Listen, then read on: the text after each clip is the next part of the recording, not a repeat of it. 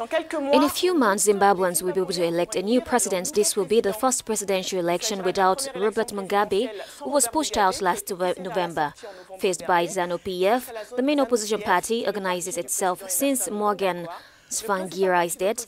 The MDC has had an ambitious new leader, Nelson Chamisa, a young lawyer aged 40, considered too young and inexperienced. In any case, the critics do not seem to stop his political ambitions. He is a presidential candidate in the upcoming election.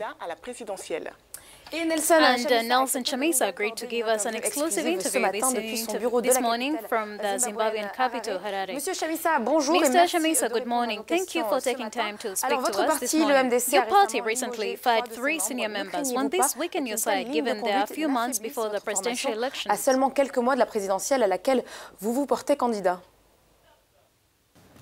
In fact, the party is growing stronger. The opposition is converging.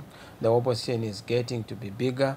We are coming together. We are converging on the fundamental issues. The only consolidated, consistent narrative is our inevitable, predictable victory on account of the victories that we have scored so far in all the regions in terms of mass mobilization, grassroots mobilization, and energization of the base. So we are excited that come this election in July, we are simply going to complete the journey we started 18 years ago.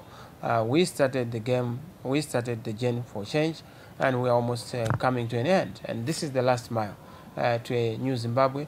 That is very important. Yes, certain leaders we have dealt with on account of indiscipline, on account of truants, is to make sure that there is discipline within the ranks. We want to make sure that we stick to constitutionalism, we stick to the rule of law, particularly in the context of our party, because we have to be the alternative that we are selling, the alternative that we are promising the people of Zimbabwe.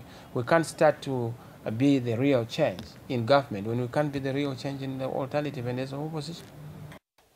Now, your critics, especially those in the ruling ZANU-PF party led by President Emerson Mnangagwa, are saying that you are too young to lead Zimbabwe and you're inexperienced, although you've been in parliament for over a decade. What do you say about this? But look at what experience has given us. Experience has given us this massive and huge unemployment, over 96% unemployment in the country. You know, this experience we are calling experience has given us hyperinflation. Look at the cash shortages, the bank queues that are across the whole country, the unemployment I've already indicated, the closing and shutting down of industries, the dilapidated infrastructure, poor roads, poor hospitals, poor schools. This is all because of what you call experience, and that kind of experience I don't need.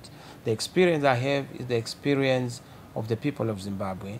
The people of Zimbabwe have experienced a lot of hardships, and those hardships are the source of their service and sacrifice, commitment to make sure that we punctuate all the suffering we have gone through with the termination of the problems. And this is why I'm so happy. Yes, I don't have the kind of experience that they're talking about, which is the experience of making people suffer. The experience I have is the experience of the hardships that I've encountered, and those are the experiences that I totally know are going to be the platform upon which we build for a momentum for the new Zimbabwe promise, particularly come July when the election is held in Zimbabwe. And your predecessors at the head of MDC, the late Morgan Tsvangirai, had begun to set up a coalition of opposition parties in his last days. How is this coalition faring against the ruling ZANU-PF?